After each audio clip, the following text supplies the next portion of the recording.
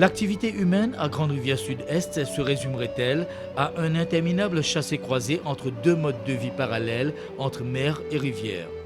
La plus grande de toutes les rivières de cette région du pays termine sa course majestueusement dans le lagon sur une mer qui s'ouvre elle-même à quantité de choses inséparables les unes des autres, mêlant souvenirs d'un lointain passé et train-train d'une société qui se renouvelle, qui s'éveille à d'autres impératifs de la vie. Nous sommes loin de l'époque des canons qui tenaient autrefois pour repousser les forces navales étrangères.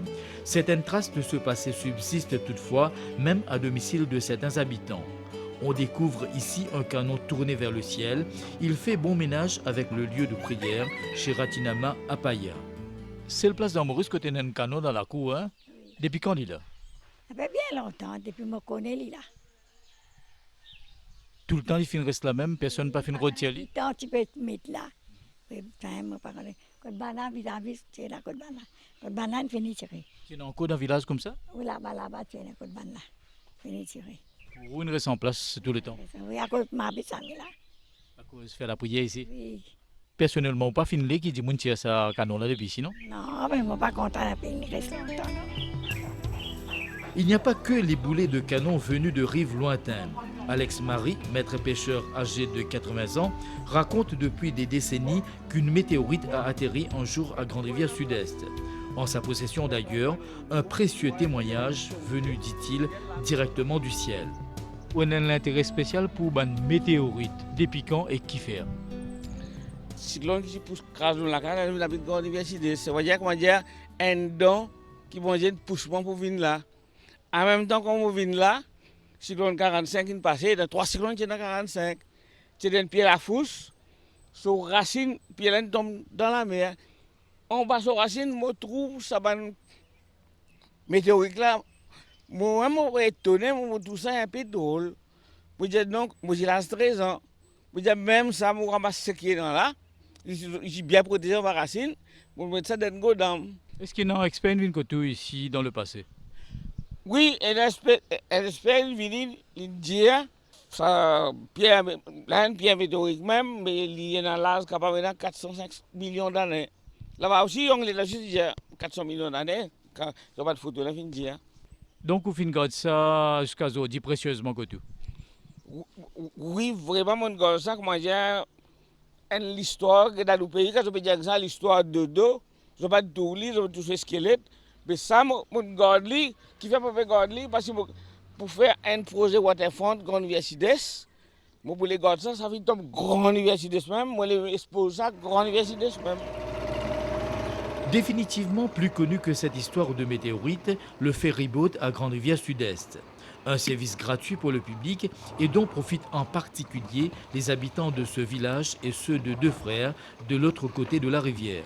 Tout le monde connaît ici Roumila Monique, propriétaire de 2 bateaux, L'Œuf et Couche.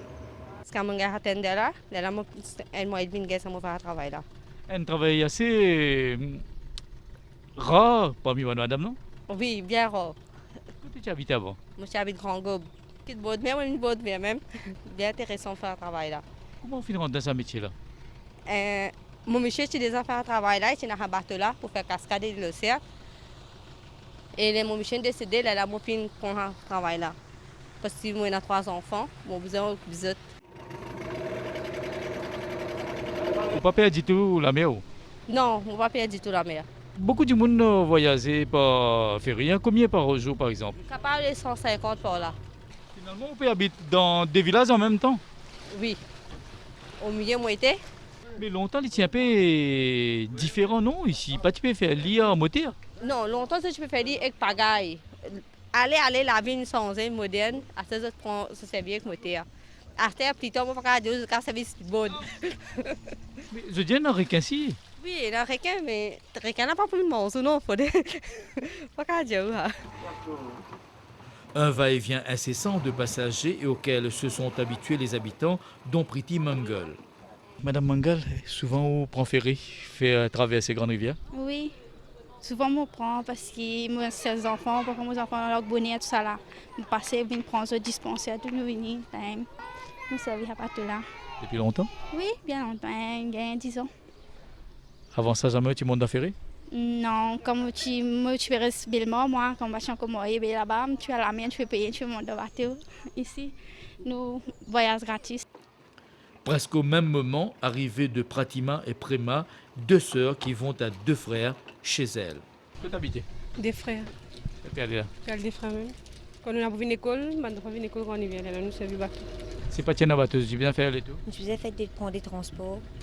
Mais là, quand on est dans bateau, nous prenons un seul transport qui nous passe là gratuite, c'est gratuit donc plus facile. D'autres temps, mais les mêmes habitudes, dira Pradip Kumar Kisoun. Ce système ferry là, est-ce que vraiment les filles aident beaucoup du monde Pradip? Oui, beaucoup de monde. Surtout quand on à l'école. Grand matin, tantôt, les derniers ils finissent 5 heures. Et ben, du monde qui habitants qui restent là, ils aident beaucoup. Surtout avant, pas dans la boutique sur là ici, je passe au traction dans longtemps qu'il y avait le Grand Rivière là. Mais à cette heure, ils modernisent, nous avons la boutique partout à cette heure. Mais à cette heure, ben, nous n'avons pas la traction, mais ils voyagent. Ils travaillent à l'hôtel. Enfin, ils travaillent ici, Laguna. Ils ont traversé pour un bus pour lui, grand matin, quand il est sur la Grande Rivière. Nous avons fait travailler là, grand matin, pour le qui jette. Dans tout ça, là, Guy Mathieu, lui, est un passager marchand. Il se rend régulièrement à Grande Rivière Sud-Est pour vendre des crabes. Guy, ou prend ferry ou traverser une grande rivière, depuis quand tu peux chasser un crabe là? Côté de Camotte, 4 serres.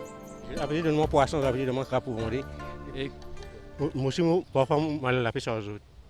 quand tu as la pêche? Ça, je vais dans le bateau, à l'évcager. Qui côté? Parti grand sable, parti dans la 4 serres dans la boue. Parfois, nous pouvons cacher le brison là-haut, beau brison net. Crabe seulement? Non, poisson aussi, je prends mon vendé. Et souvent, on vit une grande rivière ici? Oui. Qui vous vendez dans grande rivière? Ah, pas de crabe. Crabe, poisson, légumes.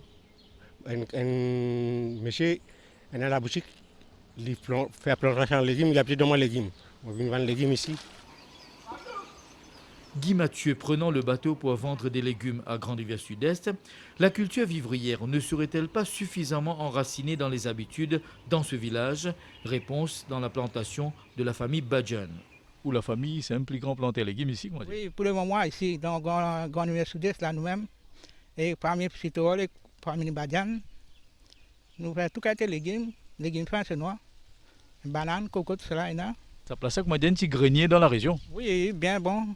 Et sur la mer, sur le bateau, sur les touristes, tout ça là. Cascade, nous en a ici. Que tu fais livraison à légumes? Bel Air. Bel Air, parfois, quand il y en a beaucoup, nous envoyons le quoi pour lui. Dans l'endroit pas vendu? Dans l'endroit, bien moins. La plupart, nous amènent ça en dehors. Qui fait planter un légume un peu moins ici, d'après vous? Mais ici, il y en a la plupart PCR. Et plus, nous travaillent dans son entier. Tourisme? Touristes. Et plus, on travaille dans le marchand, tout ça là. Je dis comment chinois appelle ça patois dans ce. Je dis comment chinois. Mais où faut la famille nous reste attachée tout le temps à l'agriculture? Oui. Bien longtemps ça? Oui, un peu de pour long. Bien longtemps, enfin, jusqu'à 80 bananes, on plante légumes ici. À ce moment, jusqu'à 35 bananes, on peut venir ici. On peut planter, on peut continuer, on peut venir. Cap à présent sur Canal Mozambique, reflet d'un changement de configuration sur le littoral. Moi, par contre, non, mon maman dit moi, ce canal Mozambique là, comment on gagne ce nom, avec ce grammaire ici, j'ai ça là, c'est un esclavage, tu tombes là-dedans, ce nom extra, Lewis, l'Apocalypse. Tu vraiment font ici? Bien, pas du tout en bas, du tout, blé, ici 80 pieds. Autre reflet de ce changement, l'émergence d'activités touristiques accrues dans ce coin du pays. L'entrée en opération depuis peu de l'hôtel Laguna Beach de la famille Chuanchong correspond justement à cette formule nouvelle de développement rural. Dilip et ses amis viennent de passer toute une journée à l'île aux Cerfs. Dilip, que d'autre là? Moi, je l'île aux Cerfs là. Et qui tu veux faire là-bas? Je vais faire grillade. Nous faisons un client manger. Tous les jours comme ça? Non, pas quand les temps bons, quand on a la pluie. Mais quand on fait soleil, les temps bons, les clients viennent de la mer, pour le promener. Là, nous amènent autres pour faire autres enjoy dans la mer. Ou un PCR aussi, ou hein? Oui, moi, mon position PCR même, moi, mais c'est moi, nous faisons part-time. Il paraît que cette activité de travail avec touristes là paraît un peu plus intéressant pour vous, comment dire? Oui, parce que nous-mêmes, nous, les enfants, nous parlons mettre dans la mer. Moi, les enfants, moi, on a 3 garçons, on a envoyé à l'école, et on a fait coller, je travaille dans Analita, un hôtel. Mais moi, parler mettre les enfants dans la mer. Mais c'est mon côté touriste, nous pouvons gagner la vie, nous pouvons vivre. Comment vous organisez ça, tous les camarades? Oui, ben, il y a des camarades qui canvassent clients, ils amènent ici. Là, il y a des skipper qui prennent faire cascade. Après, ils dans le chef. Après, dans les amènent d'autres plonger, faire une snorkeling, amènent d'autres manger, et au plus tard, amènent d'autres dans manger. Moi, je travaille le grill, je griller, je cuis, c'est-à-dire après, je fais d'autres manger. Touristes contents. Touristes bien contents. Et vous aussi contents. Et nous aussi contents. Travailler en groupe et avec les touristes fait également partie du quotidien de Yves Draboucan. Nous faisons une activité disparaît cette ligne à Boué, nous faisons tout le client fin, même Mauricien doit une fin facile. Pour nous, c'est facile, bateau qui fait tout. Et tout ça là, c'est une activité qui peut augmenter avec l'hôtel qui peut construire dans les parages? Oui. On a beaucoup de clients qui ont plusieurs hôtels qui viennent là, on fait l'activité là. Pas un seul hôtel partout. Au même moment, on trouvera bien à Grande-Rivière-Sud-Est un pêcheur solitaire. Un de ces vieux routiers qui, comme Reynold Marandel et d'autres, aiment ce qu'ils font et font ce qu'ils aiment. Combien de casiers vous construisez ça par an? Bon, on est capable de construire un 30 casiers.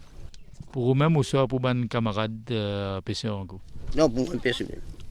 Beaucoup bambou, tout ça, coûte c'est ça? C'est 50 000. Et moi, la pêche grand matin, donc je sortis la pêche.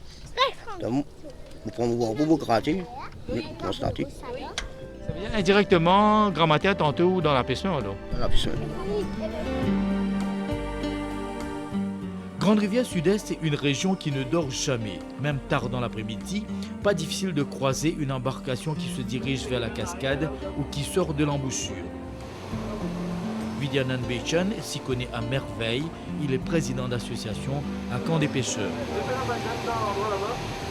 Cette cascade-là peut donner Grande-Rivière une grande valeur, pas vrai? Oui. Vous remarquez, peut-être comment il est bien joli. On peut trouver, il y a plusieurs bandes de touristes qui peuvent aller venir. À chaque moment, on est rentré sur le comme ça. Et les touristes sont un peu partout, ça? Oui, un peu partout. Entier le monde, les touristes viennent. Comment vous et les autres camarades dans le village qui organisent une activité pareille, viennent ici souvent avec les touristes? Oui, nous avons un peu de camarades qui ont un plaisir craft, tout ça là, ils viennent, ils font des démarches pour gagner un petit avion en plus. Les Mauriciens? Les Mauriciens, oui. Beaucoup de Mauriciens qui viennent là, eux aussi? Oui, une bonne partie de Mauriciens viennent. Oui, ils ont une visite cascade, après nous avons le surf, tout ça là. Il y en a 2-3 roses qui existent comme un passage. Mais ce passage-là, comme ça, quand de l'eau claire, on peut trouver. Mais quand débordement soit descend, et ça rose là, il paraît bien danger pour nous. Les touristes là, n'importe qui les est capable de venir là? Oui, les touristes là, n'importe quand ils peuvent venir là, mais ça aussi nous besoin d'après un certain temps pour sortir. Retour à la plage de Pointe-Canon, véritable musée à ciel ouvert qui raconte le passé d'une région où se sont affrontées des forces navales de puissances étrangères. Ceux qui viennent ici ne repartent jamais pour de bon, une paix salutaire pour Ahmed Chaoutali dans ce coin du pays. C'est une place qu'on a dit, c'est bien joli, c'est bien pittoresque. Et on compte venir là, venir assister pour un petit peu l'air, un petit peu bateau, après un pêcher à la pêche. Côté habité? Mais les arrivées, c'est. Et souvent comme ça, vous venez passer une demi-journée ici? Oui, c'est toujours qui m'offre. Là, je viens là. Et mon sentiment, comment dire, relax quand je viens là. Et mon sentiment bien. Que tu travailles? Je travaille à l'hôpital Flac, je suis nurse. Vous pensez pour un professionnel comme vous, il est important pour quand même venir ressourcer, relaxer un peu comme ça? Oui, vous sentez qu'on est déstressé. Ce ne sont que des petits détails de la vie quotidienne des habitants, mais qui vont dans le droit sens de l'histoire de la Grande-Rivière-Sud-Est. On n'oublie pas que cette région a connu une activité exceptionnelle dans le passé, c'est-à-dire l'exploitation massive du bois d'ébène par les Hollandais.